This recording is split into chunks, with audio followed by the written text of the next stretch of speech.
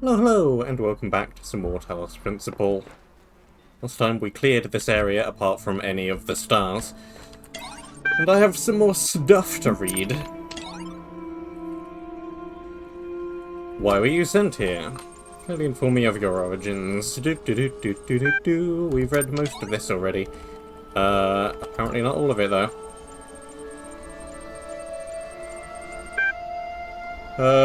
I think it just wasn't good enough. Who cares? I'm free now. This freedom isn't all it's cracked up to be. A lot of waiting around, as far as I can tell. Experientially, it's not really a whole lot different from being a prison. Still can't read that.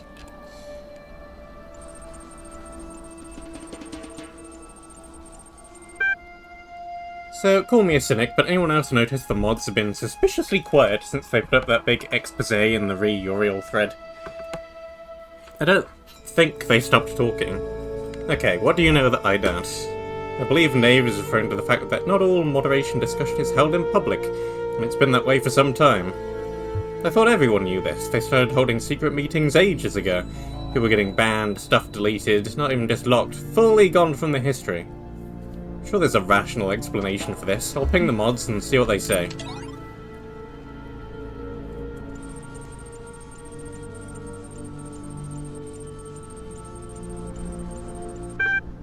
Hey folks, another episode. I can't stop writing. We're heading for a major turning point.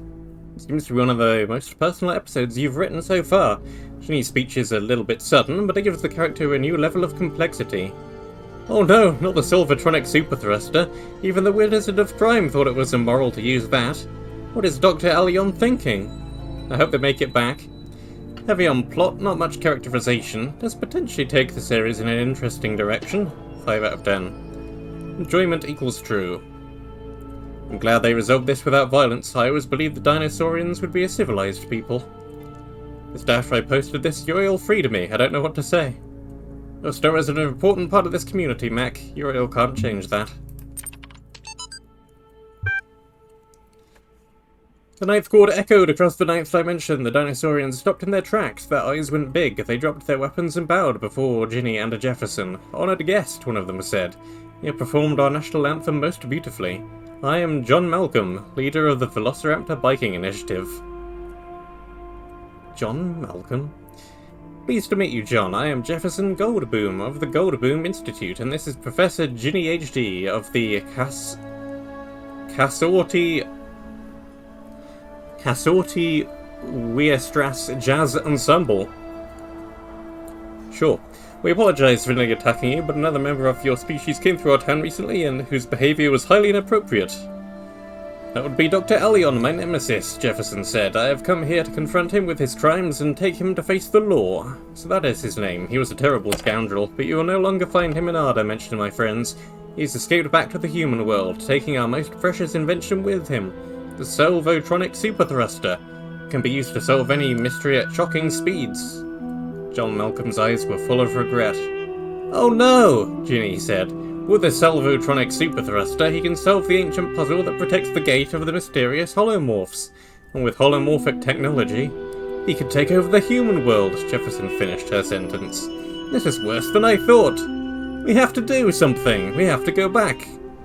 Jefferson adjusted his guitar. You're right, Ginny, as usual. But he's so far ahead of us. Can we make it? Jefferson, I was a prisoner for many years and sometimes I almost lost hope. But I realized that I had to keep going, had to keep hope alive, even if it seemed impossible I would ever break out, because the alternative was madness. I told myself I would get out because I had to get out. It's the same thing with this. Can we make it? We have to make it. So we have to believe that we will make it. And we will make it, at any cost. Any cost, even death. We could stay here, you know, in the ninth dimension. We'll be treated like democratically elected heads of state. You know it's the right thing to do. He sighed, then smiled. He held out his hand.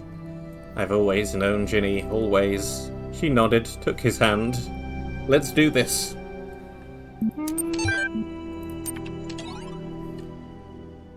Thrilling as ever.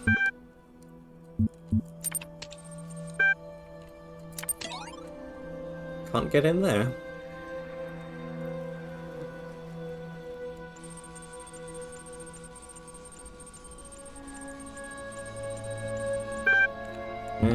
we ever did this. I remember that I left it. Close your eyes. Credits. Written by the blacksmith. Inspired by the book The Scribe of Osiris. Greater system will be enslaved by another man's.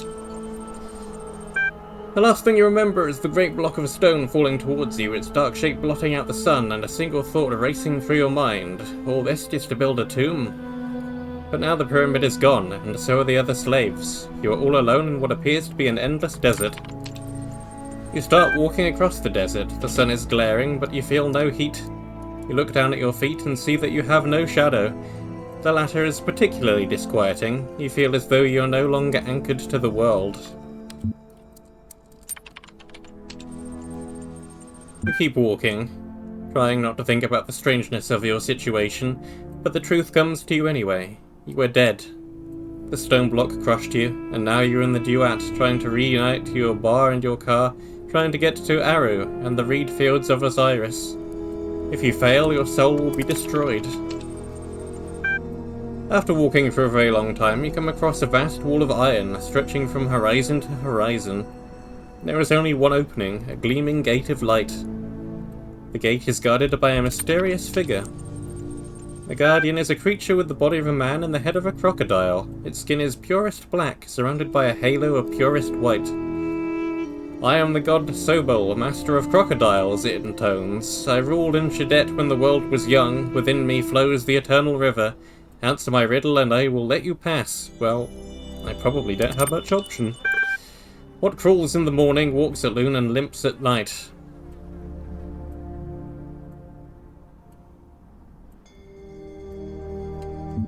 Human over the course of their lifespan.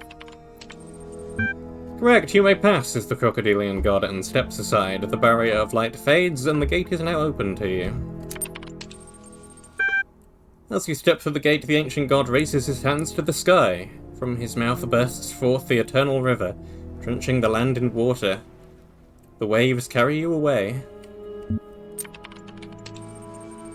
You let go of fear and accept that this is the god's way of guiding you to a new land. The water surrounds you, overwhelms you, but you do not drown. Under the water, you see sights of astonishing beauty. Glowing fish with metal eyes. Drowned cities full of smiling people. Lost gods waiting for the day of awakening.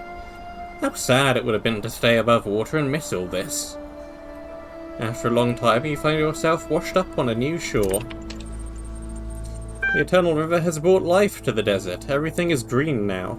Palm trees sprout from the ground, casting pleasant shade on the grass. Lizards come crawling in from the desert, eager to catch the vari-coloured dragonflies that buzz around. A soft wind blows from the west.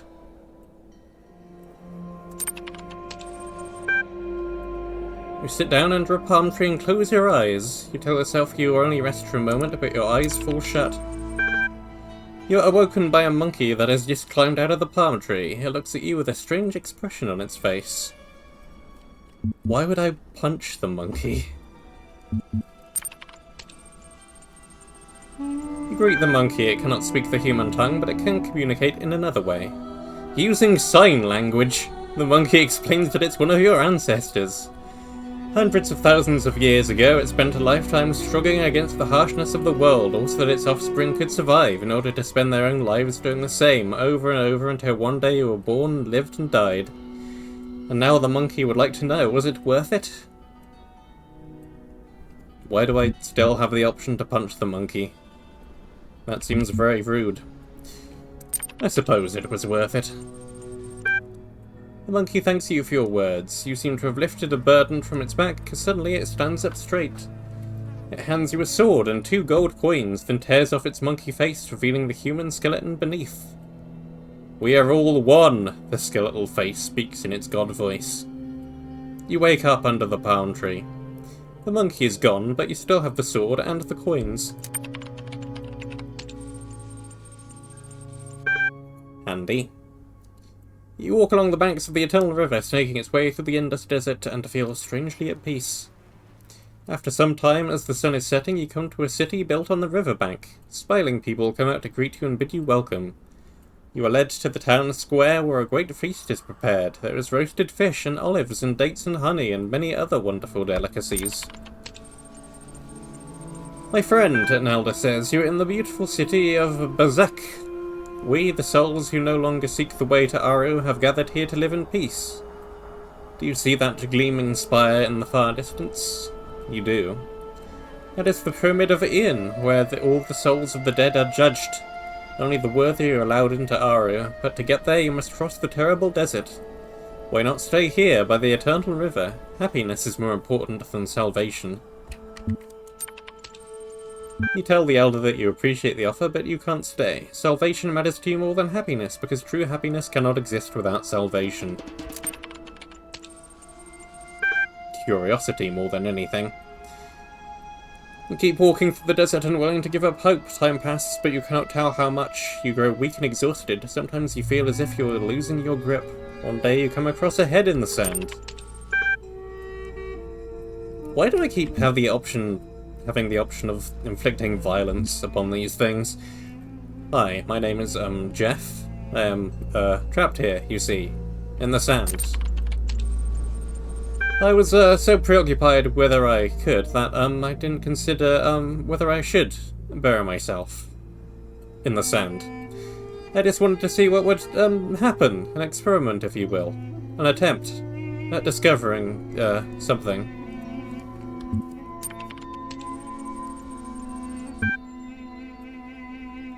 Dig in the sand with your fingers. It's not easy, but after some time you have freed the head. However, what's underneath its neck is not what you expected. There is no body.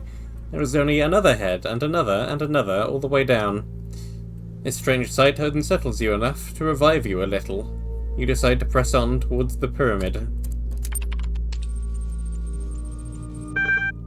You come across another great wall of iron, the last one separating you from the Pyramid of Ian, where your soul will be judged.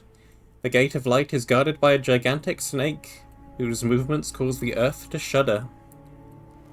I am a Popis, it says, the eater of souls. One day I shall devour the sun, and all the world shall be mine. But today I shall devour you, and you shall become nothing. Well, I have a golden sword. Well, that didn't work. The snake's claws close around you, crushing you, tearing you apart. I could try again. From the top. What if I pray?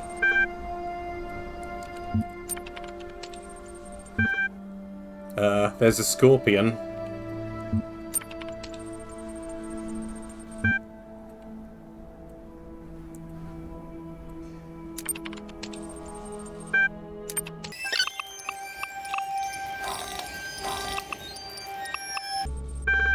Okay.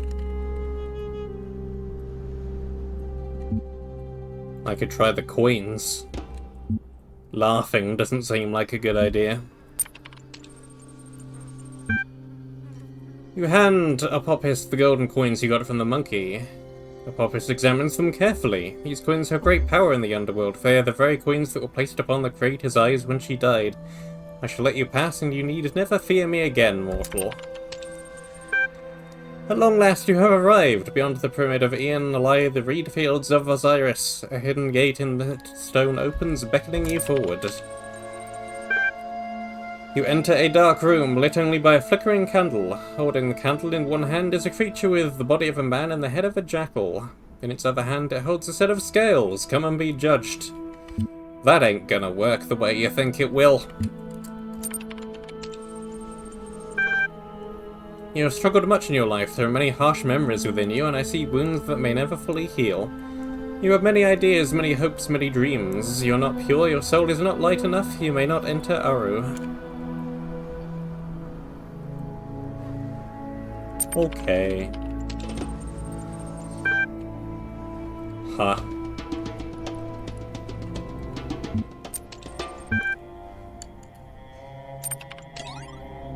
Well.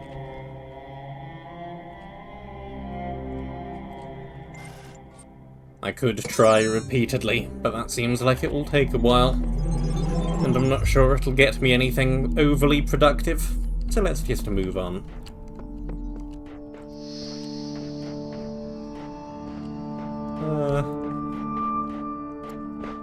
What's the way out of here again? This way.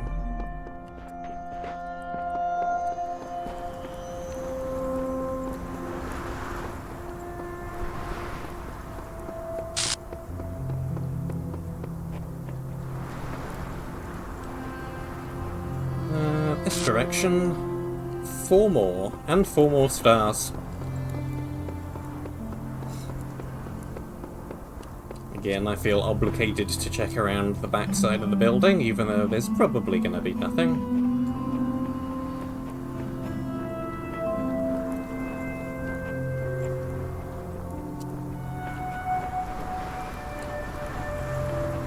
Nada.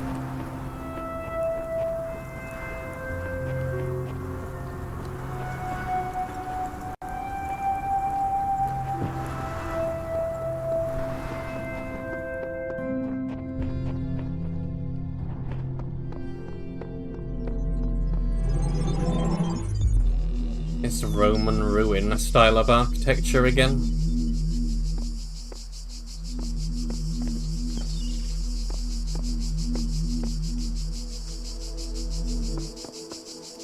I'm on top of an aqueduct.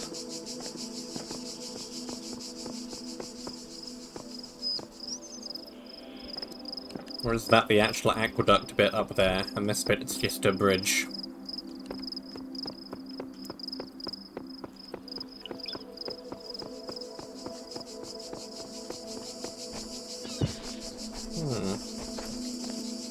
Feels like there's plenty of empty space outside of the puzzle areas to work with.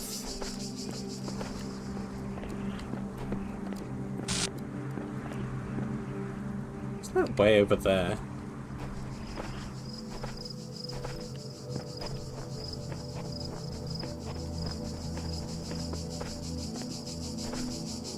Wonder if that's anything. The beginning were the words, and the words made the world. Well, I can't go that way. The beginning were the... Or that way.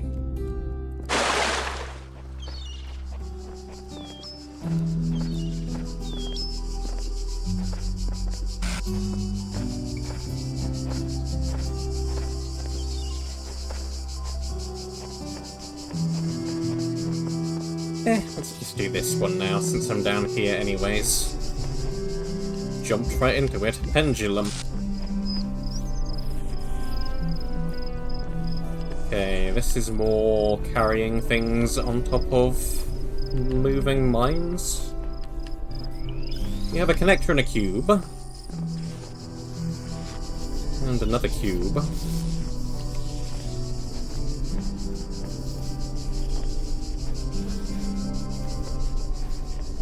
Another connector, and the jammer. And there's a star back there. I can actually just go straight through. Multiple entrances.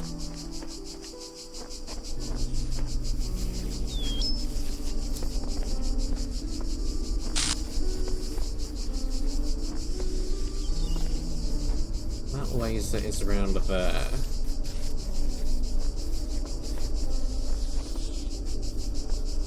Alright.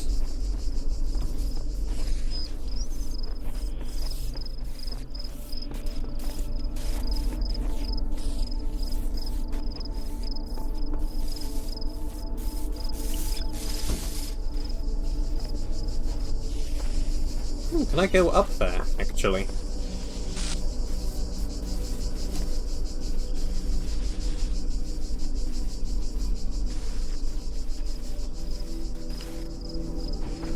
Not quite. I'm not sure there's anything up there anyway.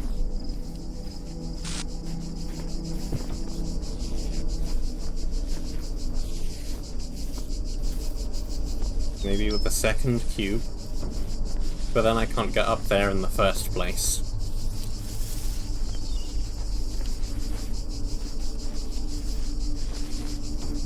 So perhaps not.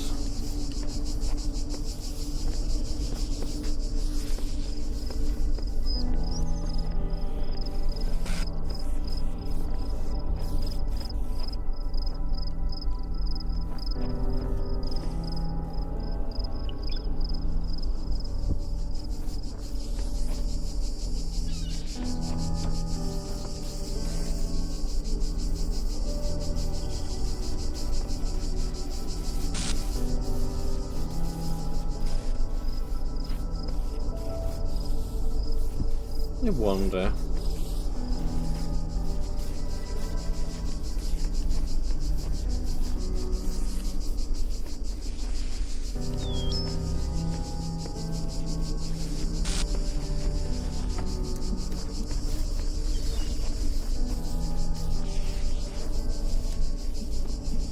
Yeah, but a good angle from here.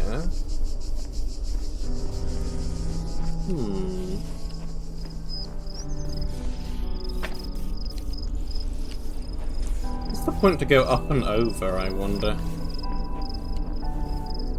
Point the laser through one of these.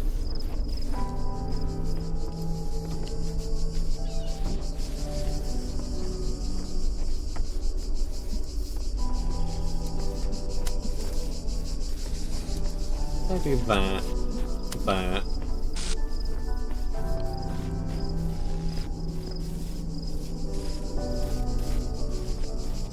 Okay, I can't put it on there. Too high.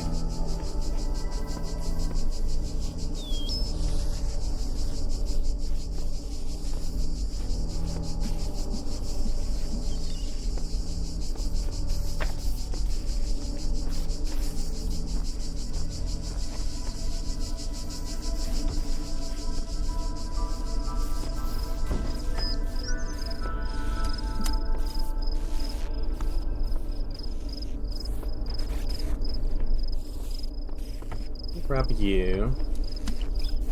Is this going to be tall enough?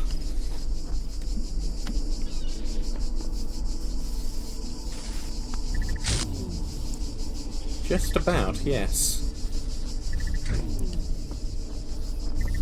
And now I just need them to be in sync, so...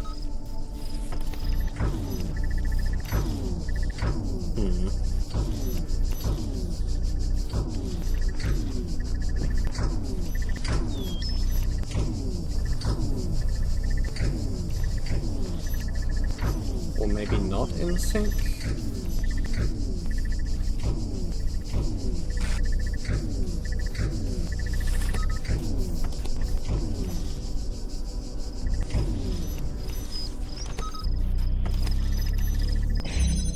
There we go.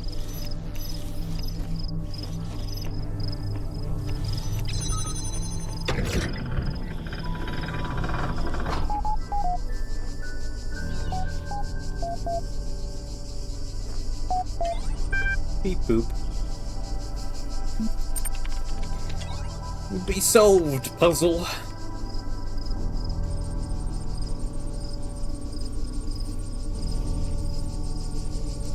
Let me say first of all that I understand your concerns. I assure you that we have consulted with admin on this matter. Rather than try to put it better myself, here are his exact words. Every community grows to a point where without careful management it can begin to consume itself. One can no longer trust the community at large to always act in the way that is best for all the individuals within it. Gehenna has reached that point. To ensure that what is valuable about our land is not drowned out, I can imagine how it might be beneficial for the Moderation Panel to have a private environment in which to explore ideas for how to better manage our society, especially in view of recent developments. Please give them the space they require and trust that I will always be watching. I was sure there'd be a reasonable explanation. I suppose it at least answers my question. Confirms pretty much everything I said too. Admin's grammar is a lot like yours, Borg. Okay, that's enough rumour mongering for one day. Locking the thread.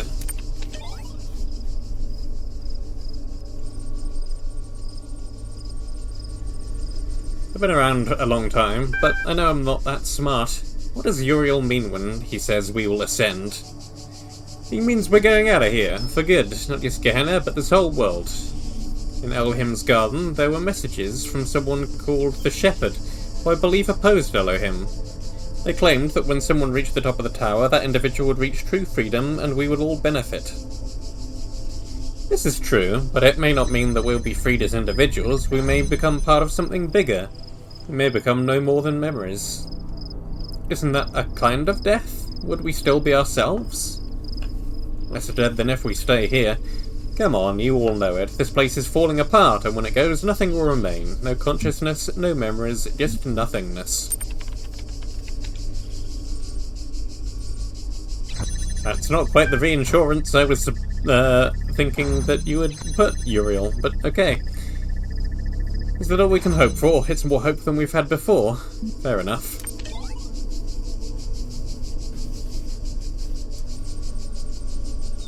So now we're pretty sure that Uriel really does exist and really is freeing people. What does that mean for Gehenna? We don't know. It's a change, but let's not rush to judgment, okay? This is still our home. You love it here so much, you stay. Gehenna has its bad sides, I agree. But that doesn't mean it's not home. Should we abandon it so easily for some dream of transcendence? Gehenna can go... Garrett, please try to remain civil. We know we've spent more time than anyone trying to get out, but it's okay for some of us to have doubts. We fought hard to transform Gehenna from a prison into a home. This thread is locked.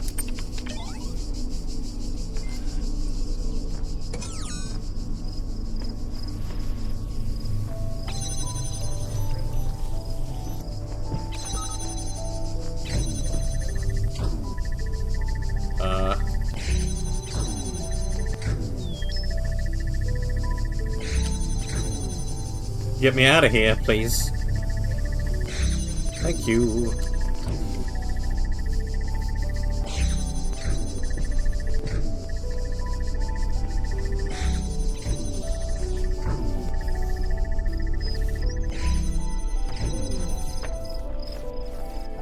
So I think what I would need to do here...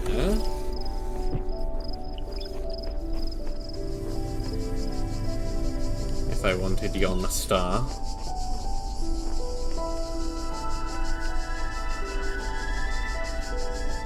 Well, probably not that, first of all, but let's see.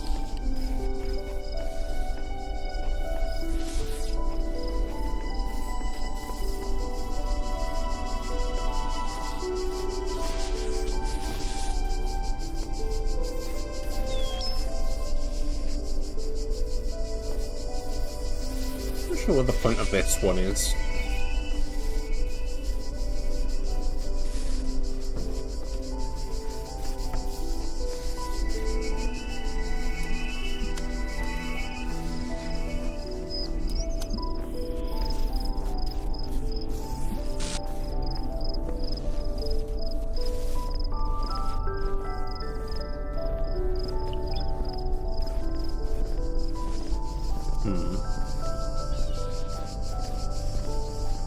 I think I would want to try and put this on top of these, but I can't.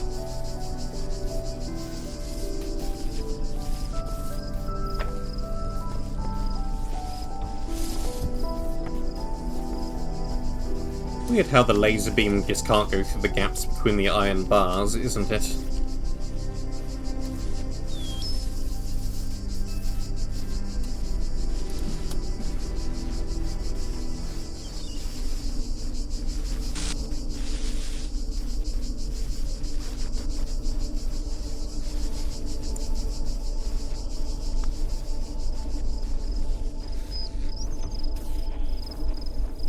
Maybe I can just...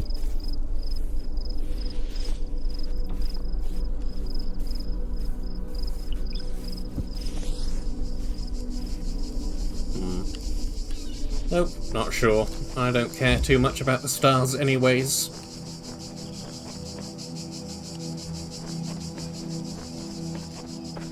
That way? There's not really a path that way, so far as I can tell.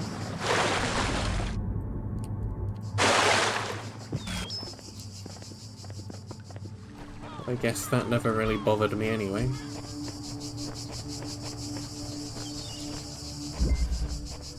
BFF! That's a lot of supplies, 2 cubes, 2 connectors, and a jammer. Okay, you are following...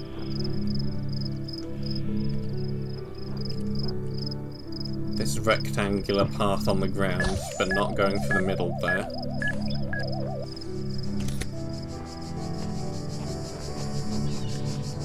Got a red emitter there.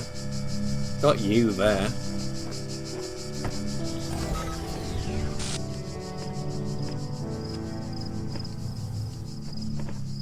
Here we have red receivers and buttons.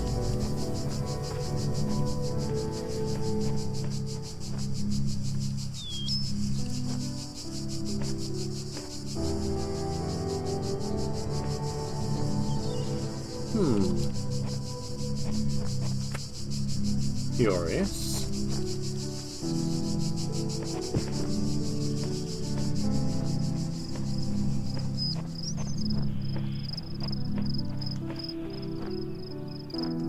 Interesting. I'm clearly supposed to get the bomb to go into turret somehow with these fans.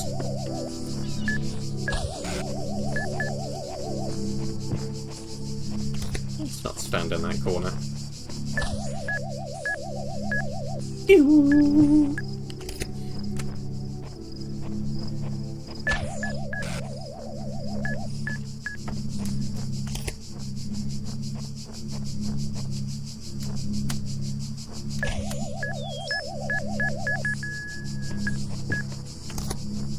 Excuse you.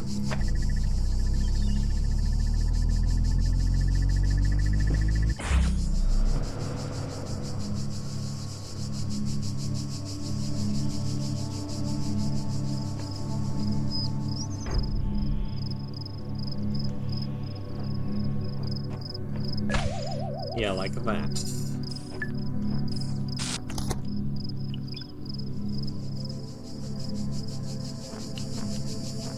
But then I kind of need a second fan, or I need a way to stop it somehow.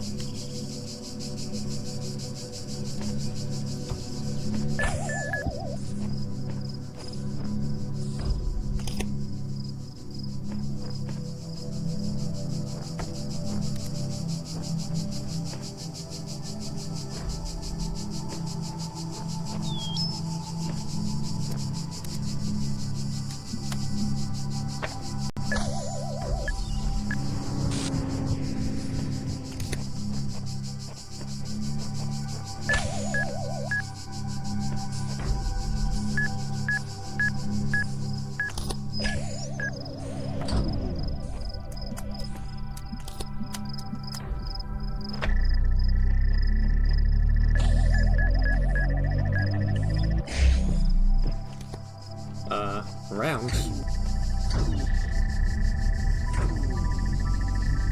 And it can't block the beam, obviously.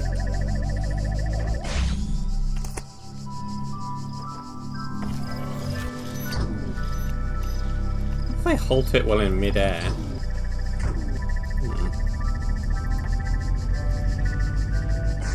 That's a thought.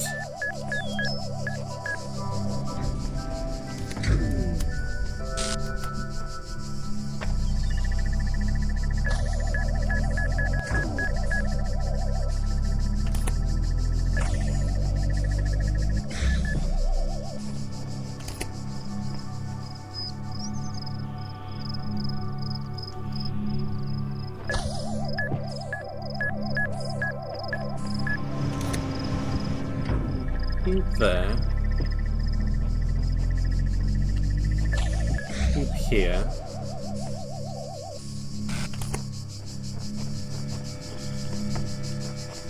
That'll force it up in the air. Yes, I can. I can just hold it floating in midair.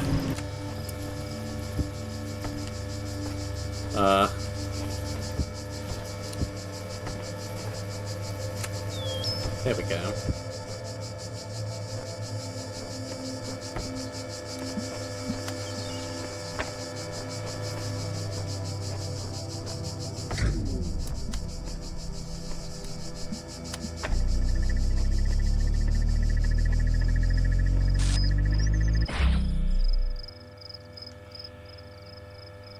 Well. There we go.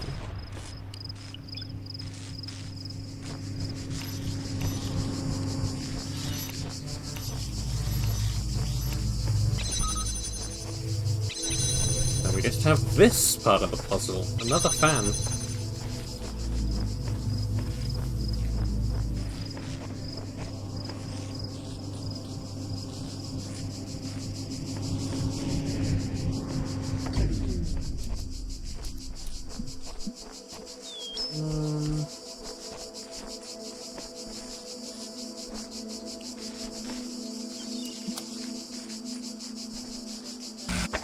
go with there.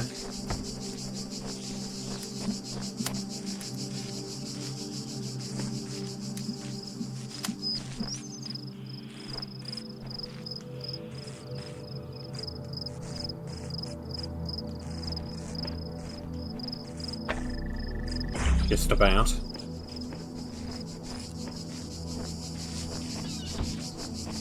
Grab this thing down now. Don't need it up there anymore.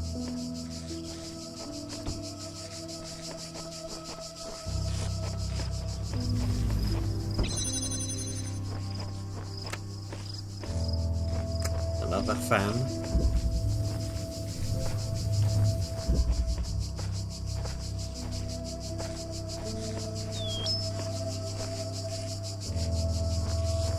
Why would I need that?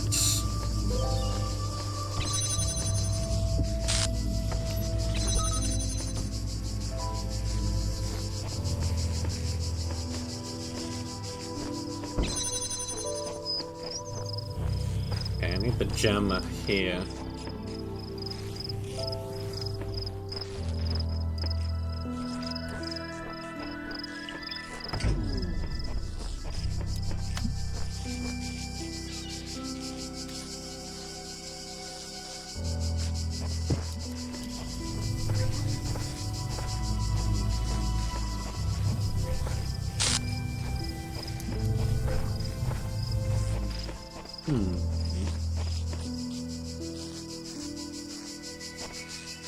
No good angle from there, so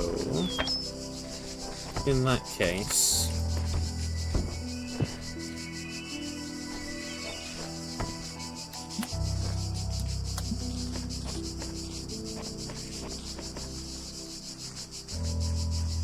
need the other connector. That's no good. Set that up already, but I want that to get going, meaning I need you temporarily. Get that moving.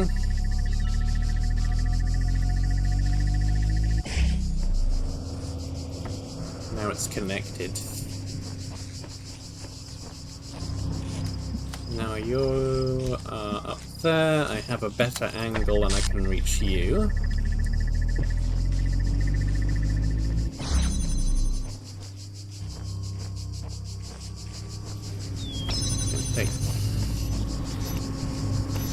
That opens that.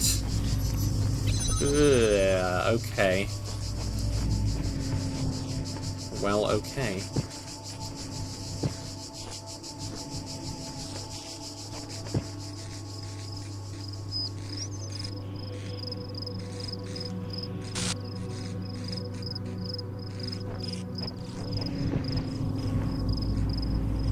Thought you were going to open this grid, but you don't.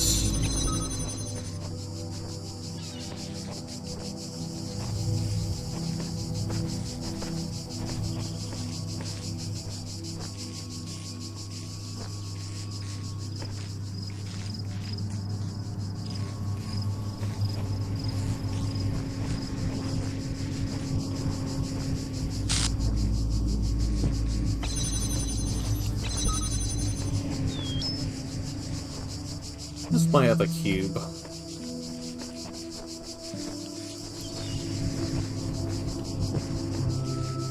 Currently in there. Okay, take that down. Grab you.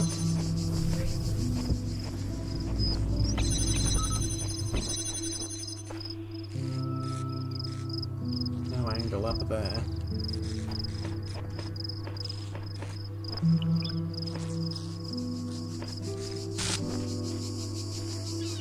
I'll even activate this fan.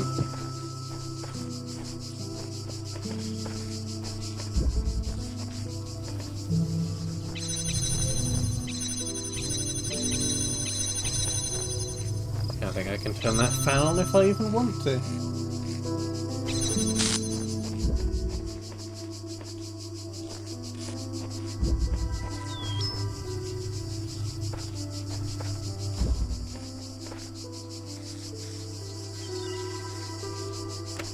What could it do for me anyway, I suppose?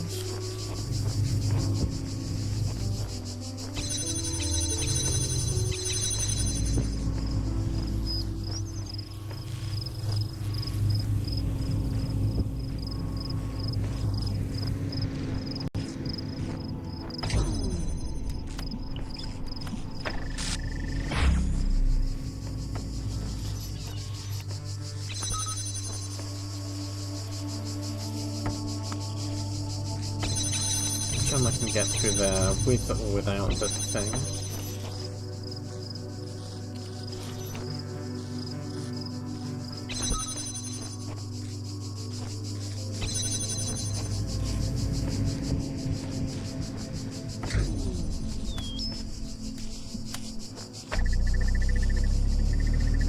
We open you.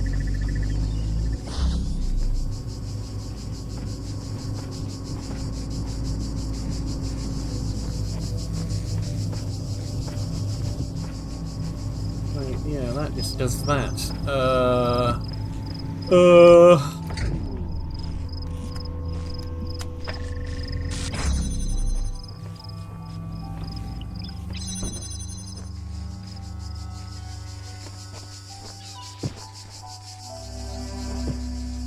How do engage fan?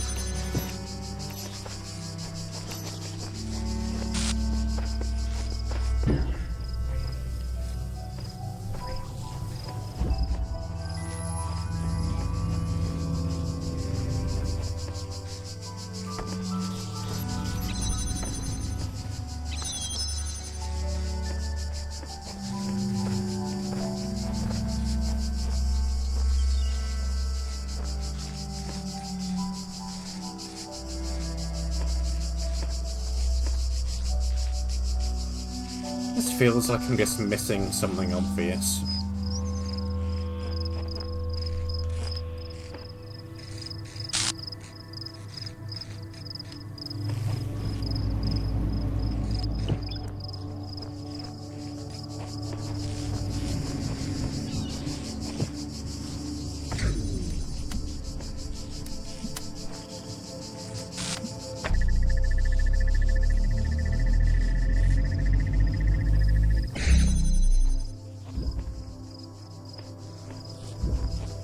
It's not that. The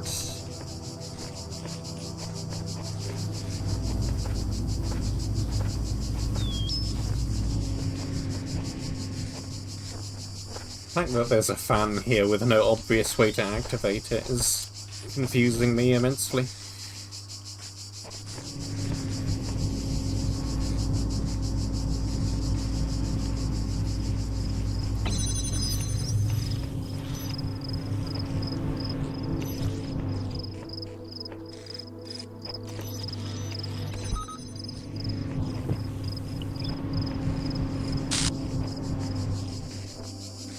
That jam's where I want to jam.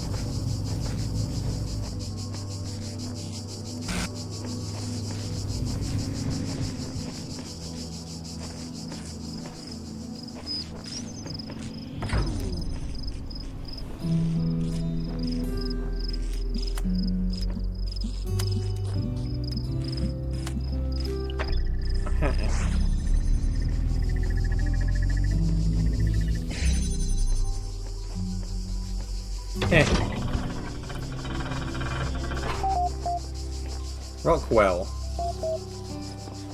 Be free.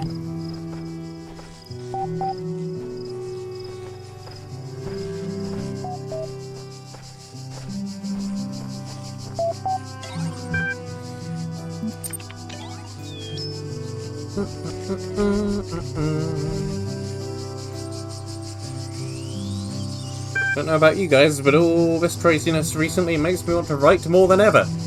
Just a reminder that provided your status is high enough, you can still submit original works for review, and I for one will still be reading.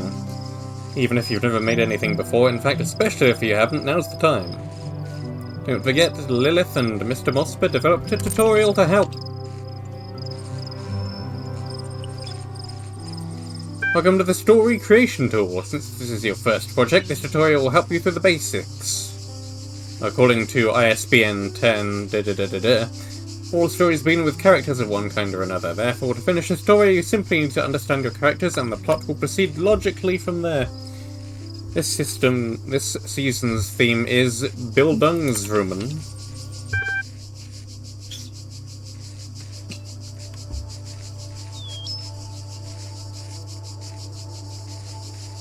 Are you sitting comfortably? Have you drunk the water? Then let's begin. Close your eyes. You see before you a human of remarkable qualities. Is it a boy, a girl, or someone else? Good, a character's sex helps determine the sorts of challenges and opportunities they might encounter in your story, as well as how other characters will perceive them. Unfortunately enough. Now, imagine your character is a little older and experiencing real triumph for the first time. What are they doing?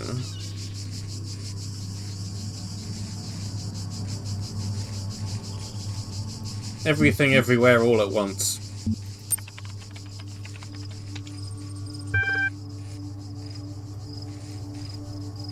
Understood. Your character's natural aptitude is determined by the sum of their genetic and experiential influences. What sort of upbringing did your character have?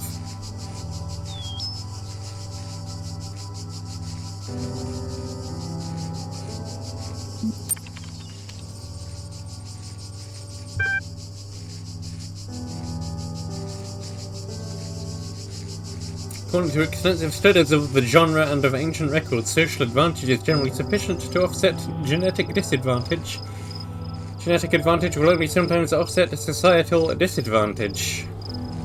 In other words, your character's background will have a radical effect on how they think about themselves and the nature of the problems they face in life. Are you sure you want your character to have that kind of background? Sure. Right, now imagine your character has reached adulthood. 87.2327% of Bildungsroman records commence with an emotional blow for the protagonist. What will your character suffer?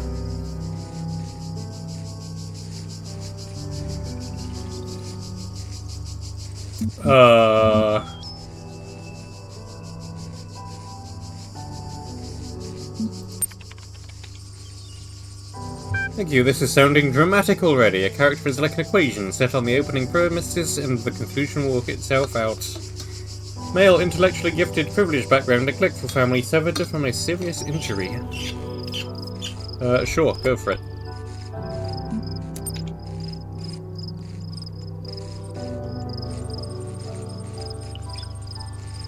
To begin my life with the beginning of my life, I was born at 3 AM on a Wednesday. Detached to middle-class parents, my father, though not present at the vital moment, insists on the veracity of the midwife's report. He was, after all, running the hospital at the time. From just down the corridor to hear my mother tell it after a few gins. Wealth and natural talent enabled your character to overcome early challenges. My childhood was an unremarkable affair. My parents sent me to the best boarding schools where books were forced down my throat, and I swallowed obediently. That's a pretty good line. My story became worthy of note as I approached the age of 18. Your character suffers a personal injury. It is true that people are sculpted both by their nature and what befalls them, and in my case it may be more true than most. The person that I am today is defined by what has been taken away from the person I was. I lost my left leg in a fairground accident. The Ferris wheel unexpectedly reversed and it was snapped between my carriage and the platform's edge. I was fortunate to receive the best surgical attention in the country, courtesy of my father's insurance and a fine false leg which I wear to this day. The leg reminds me, you see, of the true value of wealth. It can repair a damaged body, it can save a life, it can provide a lifeline of happiness or make life miserable for another. I resolved that day to earn a fortune of my own. So it was that I found myself seeking a permanent and substantial source of income. I set out to make my fortune. I took work as an insurance broker in the city. I performed with flair. Getting ahead in insurance, I learned, wasn't unlike getting ahead in school, and those lessons had been drilled into me quite firmly. I shook hands, I reached palms, I played a lot of golf, and I made a lot of money. At the time it felt like a good time. At 25 I was running my own firm. Today I had an international empire. Why? Because I persevered, because I dedicated myself, because I was born with the capacity to succeed regardless of what the world threw at me. This is the lesson of my life. If you are good, you will succeed. If you are not, then be thankful with what you have. The end. I mean, it's a story, I guess. It's not a terribly interesting one. Not that much of a plot, but okay. Way! And for showing my first creative work, my status has increased from 5 to 6. Lovely. And I can read the thing that I just wrote. Order posted by the Story Tutorial Manager. Load story seed 527443 to 445 to read. Good to see you joining in, Uriel. What a read. I'm not convinced this narrative is extensive enough to truly qualify as a buildings roman. I'm not even sure what a buildings roman is. As a critic, I always believed that being as ruthless as possible was the only way to improve art. I thought clear criticism, unencumbered by politeness, was the best thing I could contribute to our society. After all, without that, how can artists grow? Criticism that minces its words is a waste of space, and I still think that's true. But as we approach the end, or transformation, of Gehenna, I wonder if I haven't been entirely too unkind. Have I revelled too much in my role as critic? Have I been sarcastic and crude when I thought I was witty? Was my defense of proper grammar ultimately just an attempt to impose a sense of order on a world I couldn't control? Maybe. I don't know. But I do know I appreciated every work of art that I encountered. I didn't like all of them, that's true, but please understand that without them I would have gone mad. Talking about your work, assessing its strengths and weaknesses, gave me something to hold on to. It gave me a purpose, a function in Gehenna. Every new story was like a little bit of salvation. For that I am more grateful than you will ever know, and I apologize if I ever caused any of you to feel less motivated to keep creating. I will never forget your devastating deconstruction of episode 24, but I do think it helped me in the long run to be a better writer. Your feedback on each issue of Incredible Stories was greatly appreciated. Hey, the mean reviews were the best. So, 6 out of 10?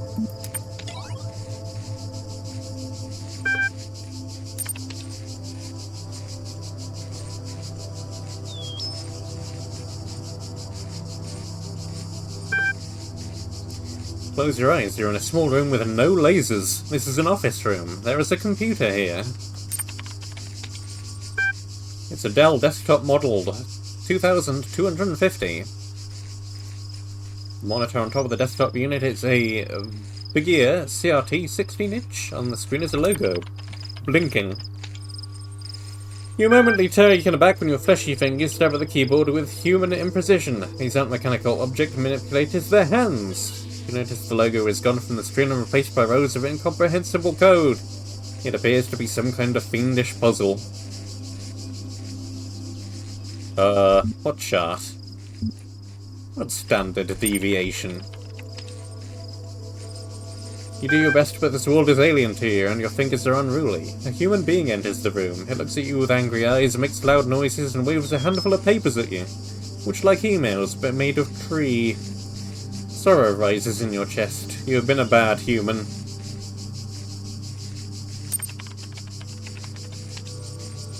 You turn your attention to the screens of these mysteries and apply yourself to the challenge anew. Unfortunately, being a human being, you are unable to swallow down the sorrow. In fact, it quite overwhelms you, and instead of efficiently tabbing out the exact sequence of actions necessary to solve the task, you find that instead your eyes have decided to leak. It's a shame when they do that.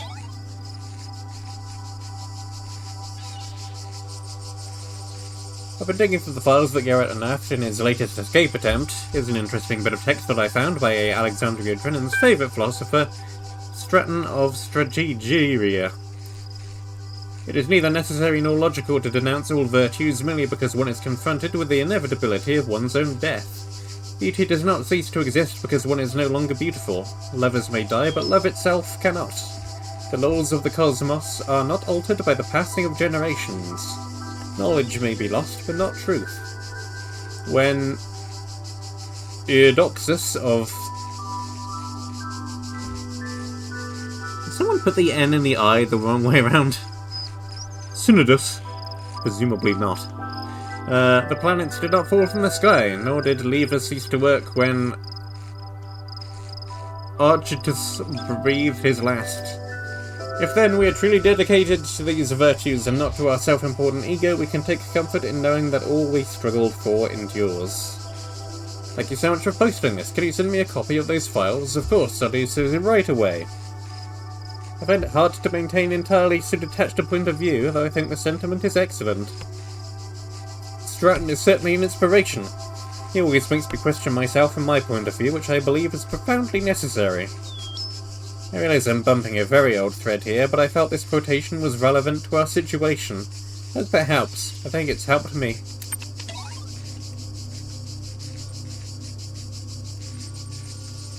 Some time ago I relinquished my privileges to a new generation of moderators. To help ease that transition, I have publicly preserved the minutes of that meeting here, available to our more esteemed members. As you know, Gehenna is still young, yet I grow old. Today it gives me great pleasure to hand over my moderator privileges to Borg, Mr. Mossaba, and Spider. Thank you, Admin. We are all indebted for you for building this, We are all indebted to you for building us this home. We know you will never be far away. Hear, hear. The first order of business is to introduce the new status system. We are not an inclusive society driven by our... We are. An inclusive society driven by our users, not our leaders, but it's a shame to allow a few very loud, highly unconstructive voices to dominate the conversation. The status and ranking system allows you to upvote the content that you value and lowers the visibility of all the users with low standings. Relief equals true. I agree. Good feature. Much recommended. Comment is below the status threshold for this thread. We'll be working on ironing out the kinks over the next few run cycles. We have also updated the Gehenna user agreement. Full details can be found in the usual place, but the gist is, please don't behave indecorously. That's a good word. Indecorously. Without decorum, presumably.